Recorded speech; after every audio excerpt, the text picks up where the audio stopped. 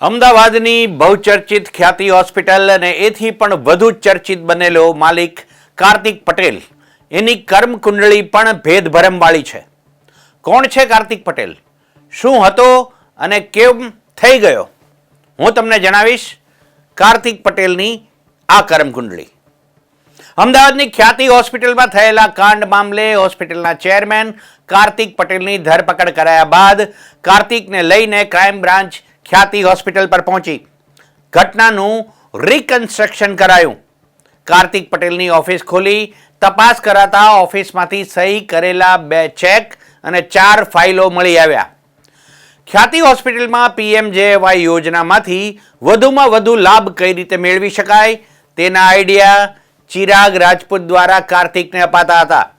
કાર્તિક પટેલ, ચિરાગ રાજપૂત અને રાહુલ જૈન દર 3 મહિને મળી અને PMJY યોજનામાંથી થયેલી આવકનો હિસાબ કિતાબ કરતા હતા. પોલીસને હાલ જે 4 ફાઇલ હાથ લાગી છે તે CAને તપાસ કરવા માટે આપી છે. તપાસમાં વધુ ચોંકાવનારી વિગતો સામે આવી શકે છે. આ મામલે વધુ વિગતો મેળવવા માટે ક્રાઇમ બ્રાન્ચ રાહુલ, કાર્તિક અને ચિરાગને સાથે રાખીને પૂછપરછ કરી શકે છે. અમદાવાદના સરસપુર વિસ્તારમાં મકાનના રિનોવેશનનું કામ કરતા કાર્તિકના પિતા જસુભાઈનું એક જમાનામાં મોટું નામ હતું. આ જસુભાઈનું રહેણાંક સરસપુરમાં, એટલે અમદાવાદમાં નીકળતી રથયાત્રામાં સરસપુર ખાતે જગન્નાથજીના મામેરાની વિધિમાં જસુભાઈની ભૂમિકા આગળ પડતી રહેતી. સરસપુરમાં જસુભાઈની શાખ પણ મોટી. એ અમદાવાદના કોટ વિસ્તારમાં જૂના મકાનના રિનોવેશન અને કલરકામનો કોન્ટ્રાક્ટ રાખતા, એટલે જસુભાઈ રંગવાળા તરીકે ઓળખાવા લાગ્યા. કહેવાય છે કે 70ના દાયકામાં અમદાવાદના કોટ વિસ્તારમાં મકાનોનું રિપેરિંગ કામ કરવાનો કોન્ટ્રાક્ટ જસુભાઈ પાસે રહેતો. જસુભાઈની ઈચ્છા એમનો દીકરો કાર્તિક અંગ્રેજી શાળામાં ભણી આગળ વધે તેવી હતી, એટલે અમદાવાદની ખૂબ જાણીતી એક અંગ્રેજી શાળામાં કાર્તિકને ભણવા મૂક્યો, જ્યાં તેણે માધ્યમિક શાળા સુધી અભ્યાસ કર્યો. અને એ સમયે અમદાવાદના મોટા સરકારી કર્મચારીઓ, જાણીતા પ્રોફેસર્સ અને ઉદ્યોગપતિઓના સંતાનો આ શાળામાં અભ્યાસ કરતા હતા.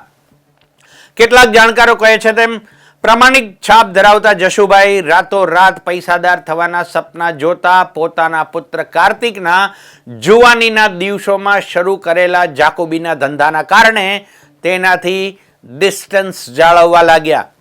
એક સમયે ફૂટબોલનો સારો ખેલાડી કાર્તિક ધીમે ધીમે જાકુબીના ધંધામાં પાવરધો થતો ગયો.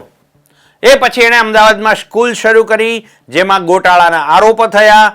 ત્યારબાદ ખ્યાતિ હોસ્પિટલ કરી, પણ તેમાં પણ તેમની કામ કરવાની પદ્ધતિ સમસામયિક વ્યાવસાયિક તબીબોને ઠીક લાગતી નહોતી.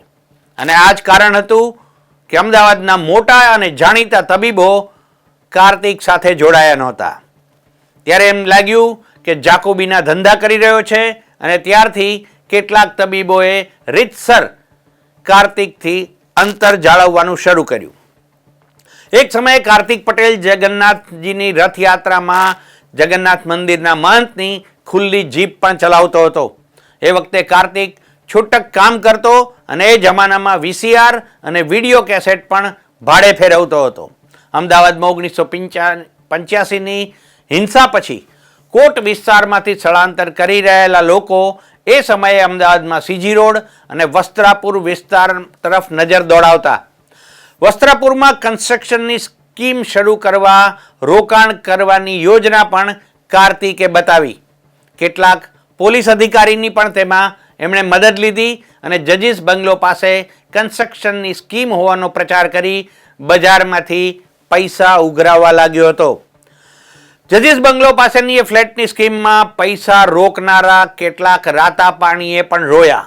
રોકાણકારો મરણ મૂડી નાખીને આ સ્કીમમાં પૈસા રોકતા હતા અને બેંકમાંથી હોમ લોન લીધી હતી, અને એના હપ્તા પણ રોકાણકારો ઉપર ચડતા હતા.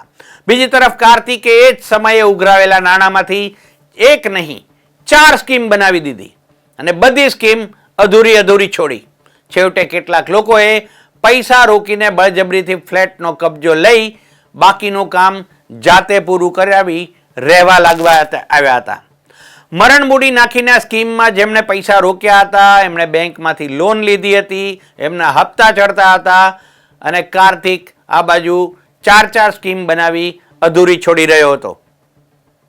કહેવાય છે કે કાર્તિક પટેલ પોતાની જાકુબીનું કામ બહુ પહેલેથી શરૂ કર્યું હતું અને નાને પાયેથી શરૂ કરેલું જાકુબી અને આંખોમાં ધૂળ ઝોકવાનું કામ છેક ખ્યાતિ હોસ્પિટલ અને કેન્દ્ર સરકારની યોજના PMJAY સુધી એમનું કામ સડસડાટ દોડતું રહ્યું. જે લોકો કામ જાતે પૂરું કરીને આવ્યા હતા, ત્યારબાદ નજર કરીએ ખ્યાતિમાં શું થયું. ખ્યાતિ હોસ્પિટલમાં PMJAYનો હિસાબ દર 3 મહિને થતો. યોજનામાંથી વધુમાં વધુ આવક કઈ રીતે મેળવી શકાય તેના આઈડિયા ચિરાગ રાજપૂત અને કાર્તિક પટેલને આપતો. હોસ્પિટલમાં PMJAY યોજનામાં ઓપરેશન કરાવવા માટેનું કૌભાંડ ચાલતું. તેના માટે તાત્કાલિક મંજૂરી લેવાથી જે પૈસા મળે તેનું આખું માઇક્રો પ્લાનિંગ કાર્તિક પટેલ, ચિરાગ રાજપૂત અને રાહુલ જૈન કરતા. દર 3 મહિને આ ત્રિપુટી મળતી અને હિસાબ કિતાબ કરતી.